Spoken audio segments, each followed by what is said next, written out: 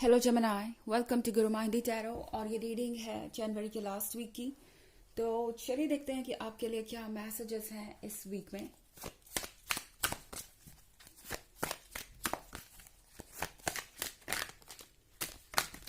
Excuse me. Messages for Gemini.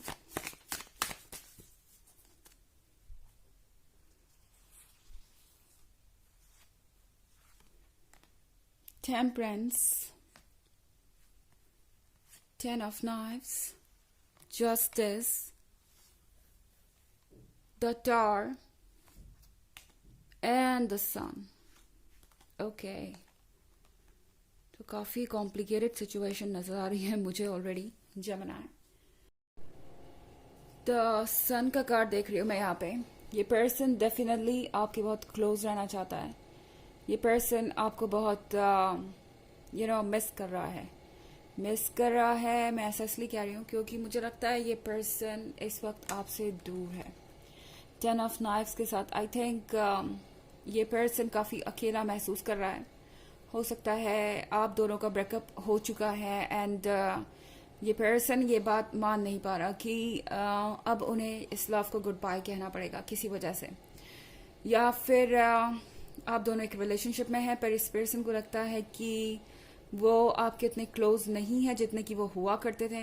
Emotional distance के बारे में हो सकता है ये पर्सन हर्ट है। उन्हें लगता है कि वो चाह के भी आपको अपने पास नहीं रख सकते या चाह के भी आपसे अपनी फीलिंग्स को नहीं बता सकते। ये पर्सन ऐसा लग रहा है किसी चीज़ से मजबूर है। ओके, उन्हें लग रहा है कि वो अब यहाँ से हिल नहीं सकते, चाहे कितने भी पेन में हो, अपने आप को बचा नहीं सकते या निकाल नहीं सकते इस सिचुएशन से। इस पर्सन को लग रहा है कि लाइफ में बहुत सारी कॉम्प्लिकेशंस पैदा हो गई हैं और ये जो पर्सन है ये इस बात को लेके बिल्कुल भी श्योर नहीं है कि उन्हें क्या करना है आगे। मुझे लगता है ये पर्सन इस समय कम से कम हारा हुआ सा महसूस कर रहा है। उनके अंदर स्ट्रेंथ नहीं है अपने हालातों से लड़ने की एंड इसीलिए वो इस तरीके से अकेला महसूस कर रहे हैं। ओके, एंड 10 ऑफ नाइफ्स है उन चैलेंजेस के बारे में जो इन्हें इम्पॉसिबल लग रहे हैं। ओके, तो यहाँ पे टावर के कार्ड के साथ एक नई जर्नी शुरू हुई है और ये पर्सन चाहता है इन चेंजेस से डील करना बिल्कुल कंफर्टेबली, पर आई डोंट थिंक कि ये इन चैलेंजेस से आसानी से डील कर पा रहे हैं। ये पर्सन काफ़ी ज़्यादा इरिटेटेड है एंड मुझे लगता है किसी तरीके की जस्टिस की उम्मीद कर रहे हैं। ओके, जस्टिस की उम्मीद से मेरा मतलब है कि ये पर्सन कॉन्टिन्यूसली ये समझ रहा है कि इनके साथ कुछ अनजस्ट हुआ है। अगर आपने इन्हें गुड बाय कहा है या इन्होंने भी कहा है तो इन्हें लग रहा है कि जो भी सिचुएशन आप दोनों के बीच में क्रिएट हुई वो नहीं होनी चाहिए थी। ज़रूरी नहीं कि इसकी वजह आप ही हो, कोई भी वजह हो सकती है, कोई थर्ड पार्टी या इनके फैमिली मेम्बर्स या कोई भी ऐसा ऑब्स्टेकल जो आप दोनों को एक साथ रहने से या एक दूसरे को कमिटमेंट देने से रोक रहा था। एंड ये पर्सन इस बात से बहुत हर्ट है। उन्हें लग रहा है कि उनके साथ बहुत अनजस्ट हुआ है, जो कुछ भी हुआ वो नहीं होना चाहिए था। एंड ये पर्सन आजकल काफ़ी डिप्रेस्ड है क्योंकि टेम्परेंस के साथ मैं एक चेंज देख रही हूँ, एक ऐसा चेंज जो कि इनएविटेबल है, जो कि आना ही है। इस पर्सन को लग रहा है कि कोई चीज़ इन्हें फोर्स कर रही है आगे बढ़ने के लिए। ओके, फोर्स करने से मेरा मतलब है कि इनके हालातों पे इनका कंट्रोल नहीं है और अब इन्हें वो करना ही पड़ेगा जो ये नहीं करना चाहते। मूव ऑन करने की कई बार कोशिश कर चुके हैं पर ये इनके लिए पॉसिबल नहीं हुआ है एंड द सन के साथ आपको अभी भी मिस कर रहे हैं एंड ये एक बहुत कॉम्प्लिकेटेड सिचुएशन हो सकती है। ओके, हालांकि ये एक जनरल रीडिंग है तो ये सबसे रेजोनेट नहीं करेगी। एनर्जी रिवर्स हो सकती है अगर आप क्रॉस वॉचर हैं। इसके अलावा अगर आप पिछले वीक की रीडिंग या ईयरली रीडिंग देखना चाहें 2023 के फर्स्ट क्वार्टर, सेकेंड क्वार्टर और थर्ड क्वार्टर की, तो इन तीनों ही क्वार्टर्स का लिंक आपको डिस्क्रिप्शन बॉक्स में मिल जाएगा हमेशा की तरह। चलिए आगे बढ़ते हैं और देखते हैं क्या मैसेजेस हैं आपके लिए। The devil, Ace of Knives, Four of Knives, The Lovers, Two of Scepters. Okay तो जैसा कि मैं भी कह रही थी कि कोई थर्ड पार्टी भी हो सकती है, तो द डेविल के साथ मुझे लग रहा है कि डेफिनेटली आप में से बहुत सारे लोगों के केसेस में थर्ड पार्टी है. ज़रूरी नहीं कि ये कोई रोमांटिक इंटरेस्ट हो, कोई ऐसा पर्सन हो सकता है जिसे आप दोनों का ये रिलेशनशिप पसंद नहीं और वो कॉन्टिन्यूसली प्रॉब्लम क्रिएट करने की कोशिश करता रहता है. द डेविल है उन आदतों के बारे में जिस पर इस पर्सन का बस नहीं, बार बार वही गलती दोहराते हैं एंड ऐसा लगता है इनकी इन गलतियों को कोई सपोर्ट कर रहा है, जैसे कि ये इनका राइट हो. और अगर आप कुछ बुरा मान रहे हैं तो ये आपकी गलती है.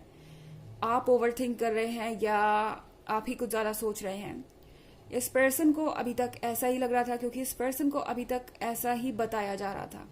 इन्हें लग रहा था कि ओके आखिर जेमिनाई इस बात पे क्यों ऑब्जेक्ट कर रहे हैं या क्यों मना कर रहे हैं, जबकि दूसरों के रिलेशनशिप में तो ये बहुत कॉमन बात है, दूसरे लोग तो इसे माइंड तक नहीं करते. I think edge of knives के साथ काफ़ी लंबे समय से साइलेंट है ये पर्सन एंड आप दोनों के बीच कोई बात नहीं हुई. पर हालात चाहे जो भी हो, ये जो भी सोचते हो अपने हरकतों के बारे में या अपने इस केयरलेस बिहेवियर के बारे में, वो जानते हैं कि इसके लिए वही रिस्पॉन्सिबल है.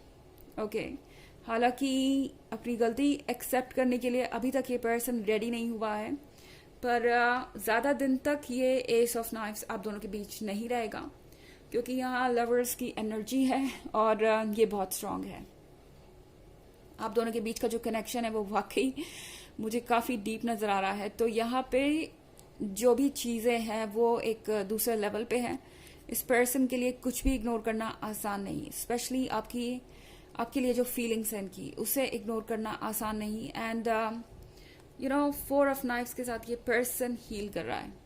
ओके हील करने से मेरा मतलब है कि ये पर्सन कोशिश कर रहा है अपने हायर सेल्फ से कनेक्ट होने की, पावर लेने की, या कह सकते हैं स्ट्रेंथ लेने की, ताकि अपने गलतियों को मान सके, अपने आप को चेंज कर सके, इम्प्रूव कर सके. इस पर्सन को पता है कि उनके साथ कुछ तो गलत है, उनके बिहेवियर में कुछ तो गलत है, वरना आप यूं कभी उन्हें छोड़ के नहीं जाते, या आप इस तरीके का फैसला कभी नहीं लेते, या आप इतने दिन तक उनसे दूर रह ही नहीं पाते. इस बार जो हुआ है वो कुछ सीरियस है एंड आपको इस चीज़ ने बहुत सीरियसली हर्ट किया है.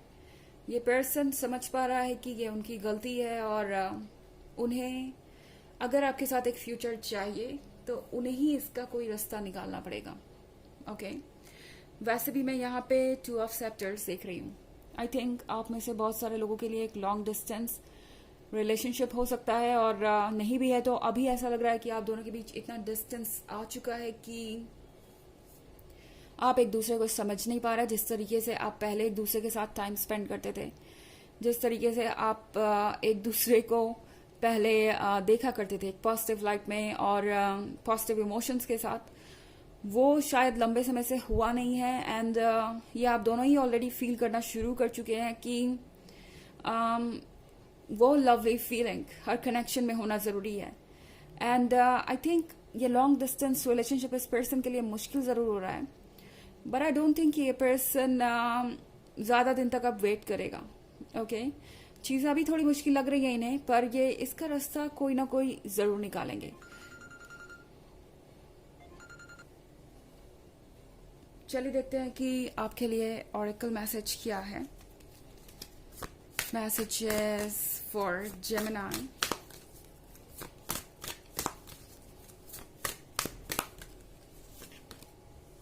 Spirit of the west. तो ये स्पिरिट ऑफ द वेस्ट आपसे कह रहा है कि अपने काम साइड से कनेक्ट करने की ज़रूरत है. आपको अपने उस साइड से कनेक्ट होने की ज़रूरत है जो बेहतर तरीके से सोच सकता है, चीज़ों को प्लान कर सकता है. इंट्यूशन को यूज़ करने की ज़रूरत है. इमोशंस को आपको फ़िलहाल कुछ समय के लिए साइड में रखना होगा अगर आप क्लियरली देखना चाहते हैं और कुछ क्लियर फैसले लेना चाहते हैं तो. और I think spirit of the west आपसे कह रहा है कि आप हमेशा गाइडेड हैं, प्रोटेक्टेड हैं. तो आपको घबराने की ज़रूरत नहीं है, बट चीज़ों को वैसे ही एक्सेप्ट कीजिए या उनसे वैसे ही डील कीजिए जैसे कि वो है। ओके, तो ये थी रीडिंग इस वीक की। आई होप आपको अच्छी लगी होगी। Thanks for watching, till next video, bye.